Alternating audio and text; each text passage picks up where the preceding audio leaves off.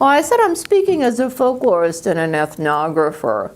And I'd also like to speak as somebody who herself is a refugee. I was born in a refugee camp in post-war Germany, and it was a camp, from what I remember, and I probably remember more than most people do for being that young, which is a lot like the things that are shown on TV now. And what I'm going to talk about is the need to look at what folklorists look at, which is the people themselves and their experience. Now, looking at refugees is not easy because the whole refugee experience is a terribly messy one.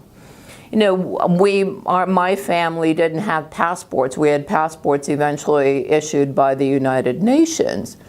The refugees don't have documents, they don't have domiciles.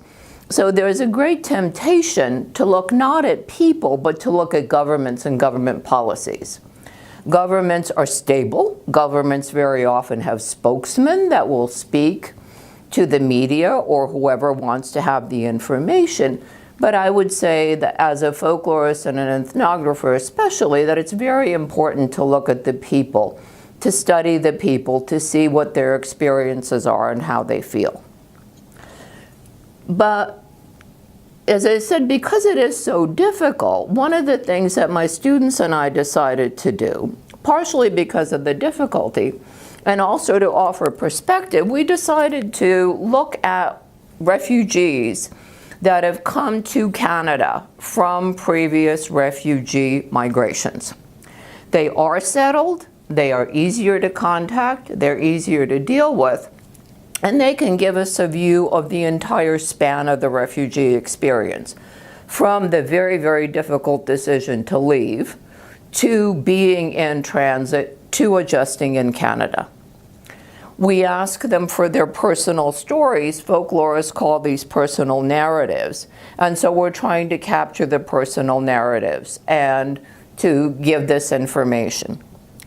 But even personal narratives, as much as they are a very appropriate sort of thing to document from refugees, must be approached with caution.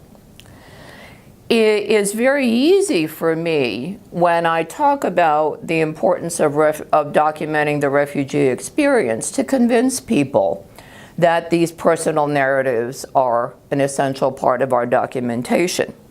It is harder for me to explain to people the next thing that I'm going to say. And that is that in many senses, the actual stories, the actual accounts of what happened during the refugee experience can be told by some people, but for many, many people, they cannot be told. The experience is so painful that an actual factual account is not possible. I myself became a specialist in war poetry, what we call epic, because I really could not talk about my own experiences except through an established and traditional form such as epic poetry. For many of the refugees, they need to speak about this either through traditional forms or through things like allusion. As a folklorist and an ethnographer, I've interviewed a lot of people, not just refugees, but others, collectors of folk art, all sorts of things. And I began practicing what's called reciprocal ethnography long before it became fashionable. What reciprocal ethnography does is take a rough draft of what you're going to publish back to the person you interviewed. You show them what you plan to write, and you ask them for their reaction. What I have found is what to me as a writer often seems like the best and most exciting story. The story of really serious hardship, really enormous obstacles that are then overcome. These are very often the stories people don't want. They're the stories people ask you to delete from your account of their experience.